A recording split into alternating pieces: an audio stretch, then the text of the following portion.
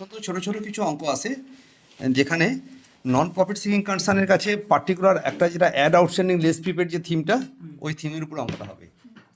তো তোমার কাছে বলেছি একটা club disclose that it received 1,60,000 by way of subscription পেয়েছে ডিউরিং দ্য ইয়ার 1,60,000 টাকা।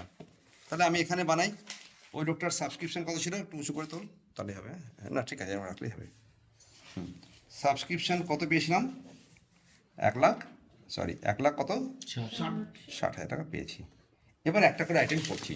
দেখো আমার বছরের নাম বলো। বছরের নাম হচ্ছে 2024, 31 মার্চ 2024।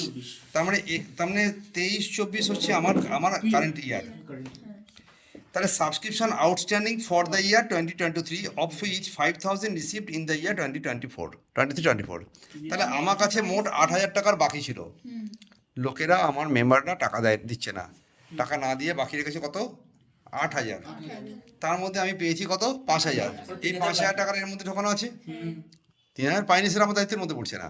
এই 1,60,000 যে পেয়েছি সারা বছরে, তার মধ্যে 5,000টা আছে কবেকার বলো, জোরে বলি কথা।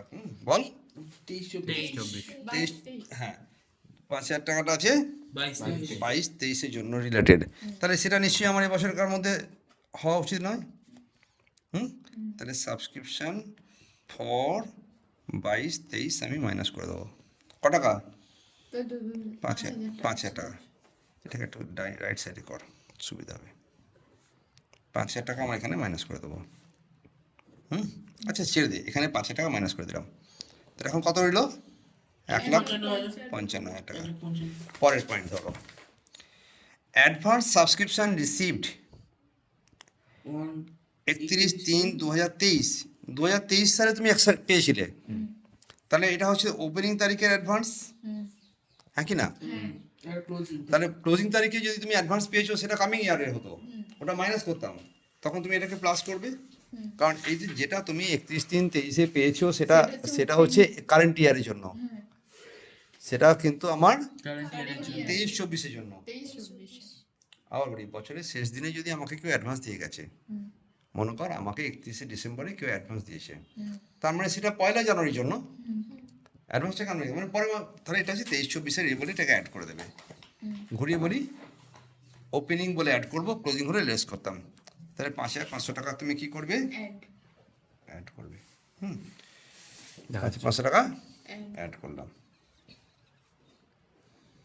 সাবস্ক্রিপশন রিসিভড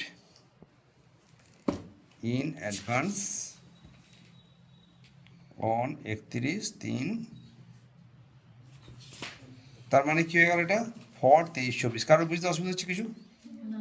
5,500 টাকা অ্যাড করলাম, এখন হয়ে গেল 60,500। শুধু 1,60,500 টাকা। পরের পয়েন্ট,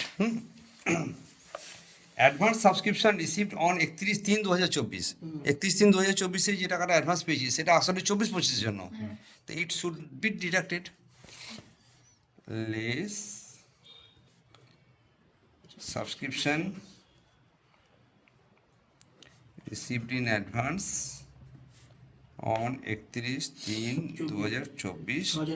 তার মানে এটা ফর 2024-25, হ্যাঁ, সেই জন্য আমরা 6,500 টাকা লেস করলাম। কত আনসার আসবে?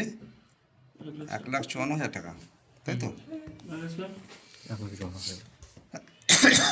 সাবস্ক্রিপশন আউটস্ট্যান্ডিং আছে, সাবস্ক্রিপশন মানে বাকি আছে কোন ডেটে? ক্লোজিং না ওপেনিং? এটা ক্লোজিং, এটা ক্লোজিং তারিখ, তার মানে অ্যাড হবে। ওপেনিং তারিখে আউটস্ট্যান্ডিং হলে লেস করবো, ক্লোজিং যদি অ্যাড করি তো ওপেনিংটা লেস করবো। কত টাকা হলো? 4,200। তো অ্যাড করে দাও 1,58,200। কালকে এটা কি বলছিলাম ওকে করতে?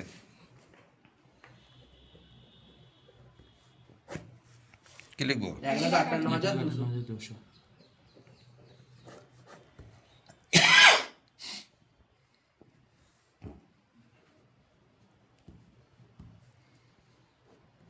এটাই আমাকে to be shown in income associate অ্যাকাউন্টে এই টাকাটা দেখানো হবে, এটাও জানতে চেয়েছে। ওকে। বোঝা গেল একটুখানি? কোশ্চেনটা আরেকবার দেখিয়ে রাখছি এখানটায়, পুরোপুরিভাবে নিয়ে খাতায় টুকে নিবি, এক লাইন করে টুকতে অসুবিধে, আর আরামসে টেস্ট ডান।